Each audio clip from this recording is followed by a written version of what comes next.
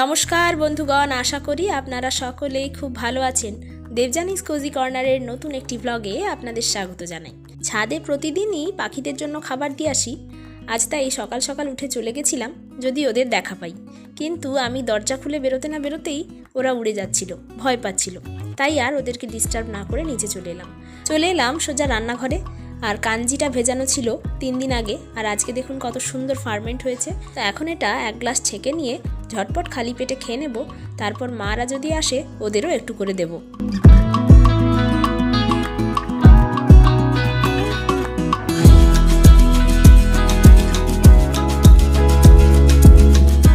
আপনারা ইতিমধ্যেই বেশ কয়েকবার এই কাঞ্জির ভিডিও কিন্তু আমার চ্যানেলে দেখে ফেলেছেন। তো আবারও দেখাচ্ছি, কারণ এটা আমি যেদিন থেকেই প্রথম ট্রাই করেছি সেদিন থেকেই এটা আমার খুব ভালো লেগে গেছে, তাই মাঝে মধ্যেই এটা তৈরি করি। আর একটা মজার বিষয় হলো, যদিও বা 1 গ্লাস 2 গ্লাস মতো থেকে যায় অনেক সময়, তবে নষ্ট হয় না। সারাদিনের কাজের ফাঁকে একটু একটু করে চুমুক দিয়ে খেতে খেতে আমি কিন্তু শেষ করে ফেলি, কারণ জলজিরা জলের মতো খুব সুন্দর টেস্ট হয়। ওই দেখুন, ছাদের ওপর তো ওদের দেখা পেলাম না, আর ঘরে আসতে দেখি জানলা দিয়ে কলা গাছের ওপর একটা মাছরাঙা বসে রয়েছে।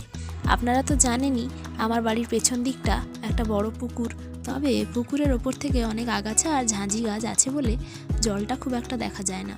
তবে বৃষ্টির সময় এই পুকুর থেকেই কই মাছ লাফিয়ে লাফিয়ে আসতে থাকে, তাই বোধহয় ও মাছ ধরতে এসেছে।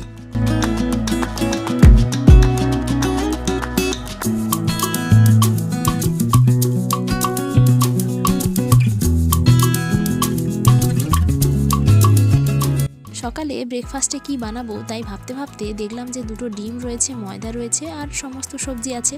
তো ভাবলাম যে ময়দা, ডিম আর এই সমস্ত সবজি কুচিয়ে নিয়ে ময়দা দিয়ে ডিম পরোটা যেমন করে হয় তেমন বানাবো। তো এখানে আমি সবজিগুলো তাই জন্য কুচিয়ে নিচ্ছি। এর আগেও আমি এটা বানিয়েছি, তবে ময়দার সাথে ডিম আর সবজিগুলোকে কাঁচা অবস্থায় ভালোভাবে মিশিয়ে নিয়ে করেছি। তবে সবজিগুলো আজকে আর কাঁচা দেব না। এদিকে গ্লাসের মধ্যে ডিমটাকে ফেটিয়ে রেখে নিলাম, আর এখানে কড়াইতে তেল গরম করে তার মধ্যে দিয়ে দিলাম অল্প একটুখানি জিরে এবং জোয়ান। এরপর এতে দিয়ে দিচ্ছি পেঁয়াজ কুচি, কাঁচা লঙ্কা কুচি, আর সঙ্গে যে সমস্ত সবজি কেটে কুটে রেখেছিলাম সেগুলো সবটাই এখানে দিয়ে দিচ্ছি। এবার এগুলো এতে দিয়ে ভালো করে নেড়ে চেড়ে এটাকে একটু ঢাকা দিয়ে দিয়ে রান্না করে নেব।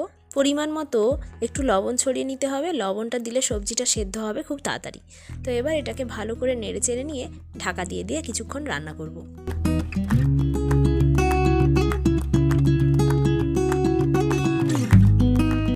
ওদিকে সবজিটা সেদ্ধ হতে হতে এদিকে আমি ময়দাটা একটু মাখিয়ে নিচ্ছি। এখানে 2 থেকে 3 কাপ মতো আমি ময়দা নিয়েছি, তাতে পরিমাণ মতো লবণ দিলাম। এবার যে ডিমটা ফেটিয়ে রেখেছিলাম, এখানে আমি 2টো ডিম নিয়েছি, ডিমটা ফেটিয়ে নিয়ে আবার ময়দার মধ্যে এটা ঢেলে দিলাম। অল্প একটুখানি কাঁচা পেঁয়াজ আর লঙ্কা কুচি রেখেছিলাম, সেটাও এখন ময়দার মধ্যে মিশিয়ে নিচ্ছি। আর সঙ্গে দিয়ে দিচ্ছি ধনেপাতা কুচি। ধনেপাতাটা বেশ অনেকটাই নিয়েছি আমি, এতে করে ফ্লেভারটা ভালো আসে। এরপর এখানে আমি 1/2 গ্লাস মতো দুধ নিয়েছি, যেটা প্রায় 1 কাপের কাছাকাছি। এবার ময়দাটাকে ডিমের সাথে এভাবে মেশাতে মেশাতে এর মধ্যেই দুধটা দিয়ে দেব। এদিকে সবজিগুলো প্রায় হাফ সেদ্ধ হয়ে এসছে। এবার এর মধ্যে একটা ভালো ফ্লেভার আনার জন্য আমি এখানে জিঞ্জার পাউডার আর গার্লিক পাউডার ইউজ করছি। আপনারা চাইলে আদা রসুন বাটাও দিতে পারেন। যাই হোক, এবার এটাকে দিয়ে ভালো করে নেড়ে চেড়ে নিতে হবে।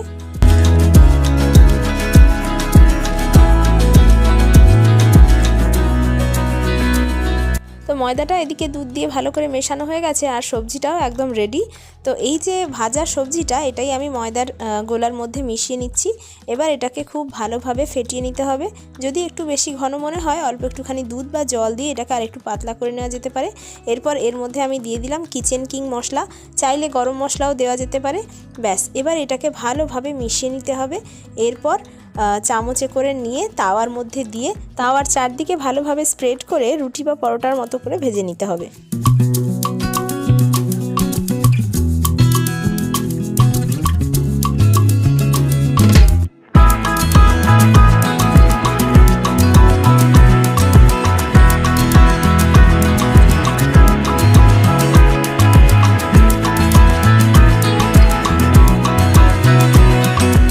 ব্যাস, তো এবার সমস্ত পরোটাগুলোই আমি এভাবে পরপর ভেজে নিয়েছিলাম, আর একদিকে একটু চাও করেছি।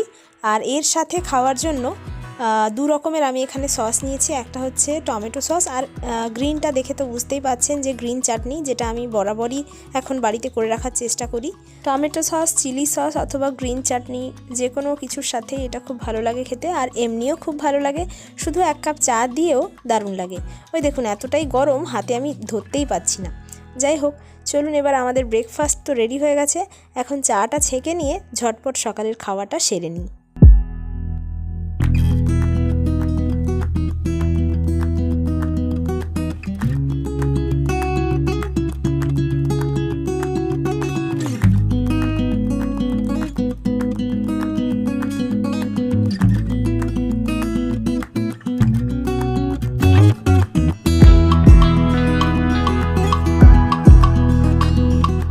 চা খেয়ে চলে এলাম ছাদে।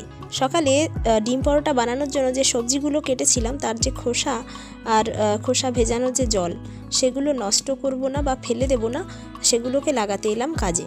একটা বালতির মধ্যে অলরেডি মাটি আর তার সাথে কিছু সবজির খোসা, শুকনো পাতা এগুলো সব ভরে রেখেছিলাম, আর এখন কিছু জমানো সবজির খোসা আবারও সেই বালতিটার মধ্যে জমিয়ে নিচ্ছি। আর এখন প্রায় বালতিটা ভর্তি হয়েই গেছে। এরপর এটাকে ঢাকা দিয়ে রেখে দেব 3-4 মাস। তাতে করে কি হবে, সবজি খোসাগুলো একদম মাটির সাথে মিশে খুব ভালো একটা সার তৈরি হয়ে যাবে। পরে আবার সেটাকে গাছ লাগানোর কাজে লাগানো যেতে পারে। মোটামুটি বালতিটা ঢাকা দিয়ে চলে এসেছি, আর এসেই নিচে রান্না বান্না সমস্ত কাজকর্ম শেষ করে দুপুরের খাবার দাবার খেতে চলে এলাম। আজকে দুপুরে লাঞ্চে ছিল ভাত, শিম ভাজা, ডিম ভাজা, আর সঙ্গে ছিল একটু ভেজ ডাল, যেটা আমি ফুলকপি, গাজর, বিনস, মটরশুঁটি এগুলো দিয়ে করেছিলাম। আর খাওয়া দাওয়ার শেষে চলে এলাম রান্নাঘরে, সমস্ত কাজকর্ম গুছিয়ে দিয়েছি। থালা বাসন ধোয়া মাজা করে এই যে গামলাগুলো দেখছেন, এগুলো কয়েকদিন আগে বাজার থেকে ফেরার সময় নিয়ে এসেছিলাম। ইচ্ছে ছিল একটু পেঁয়াজ রসুন এসবের গাছ বসাবো, কিন্তু টব কেনার আমার এখন কোনো ইচ্ছে নেই, কারণ ছাদে অলরেডি এতগুলো গাছ আছে, এতগুলো টব আছে।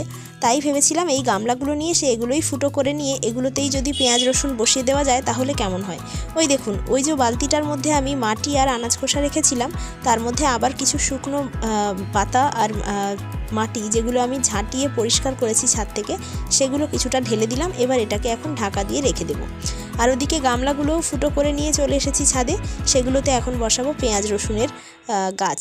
বাড়িতে যে সবজির ঝুড়ি, সেখানে দেখেছিলাম কয়েকটা পেঁয়াজ আর রসুনের অঙ্কুর বেরিয়েছে, তো ভাবলাম এগুলোই বসিয়ে দিই। তো এই যে প্লাস্টিকের গামলাগুলোর মধ্যে যে ফুটো করেছিলাম, সেই ফুটোগুলো আমি মাটির টবের যে ভাঙা অংশ সেগুলো দিয়ে বন্ধ করে নিয়েছি। এবার একটা বস্তার উপরে এখানে মাটি আর শুকনো পাতা যেগুলো তুলে তুলে রেখেছিলাম, তার সাথে কিছুটা বালি মিশিয়ে আর কিছুটা আগের থাকা মাটি মিশিয়ে আমি গামলাগুলো ফিল আপ করবো। যেহেতু মাটি বেশি নেই, তার জন্যই আমি ছাদটা ঝাঁটিয়ে পরিষ্কার করার সময় যে শুকনো পাতা, বালি এগুলো পরিষ্কার করে তুলেছিলাম, সেগুলোই আমি মাটির সাথে মিশিয়ে এখানে দিয়ে দিচ্ছি।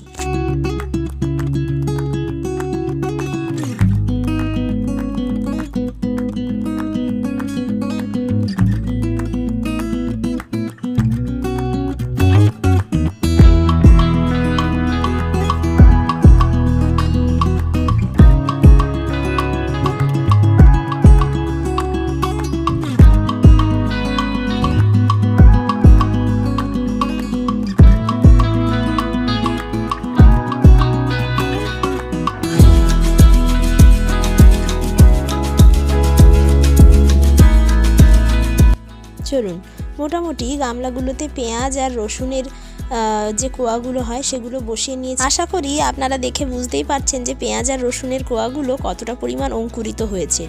আর পেঁয়াজ তো এমনি মাটিতে বসিয়ে দিলেই তার গাছ হয়ে যায়। যাই হোক, মোটামুটি গাছপালার কাজকর্ম শেষ করে চলে এলাম নিচে। আর নিচে এসেই এই দেখুন, এই কেকটা ভাইয়ের এক বন্ধু আমাদের জন্য নিয়ে এসেছিল, তো সেটাই এখন কেটে নিচ্ছি। মা ছেলে একটু একটু খেয়ে নেব। আর চলুন তাহলে আজকের ভিডিওটা তাহলে এই অবধি থাক। খুব শিগগির আপনাদের সাথে আবারও দেখা হচ্ছে নতুন একটা ভিডিও নিয়ে। ততক্ষণ আপনারা সকলেই ভালো থাকবেন, সুস্থ থাকবেন, সাবধানে থাকবেন। আজকের ভিডিওটা ভালো লাগলে একটা লাইক করে দেবেন, আর দেবযানীস কোজি কর্নার ইউটিউব চ্যানেলটিকে সাবস্ক্রাইব করে সাপোর্ট করবেন। চলুন তাহলে আজকের মতো আসি, খুব শিগগির নতুন ভিডিও নিয়ে আবারও দেখা হচ্ছে। ধন্যবাদ।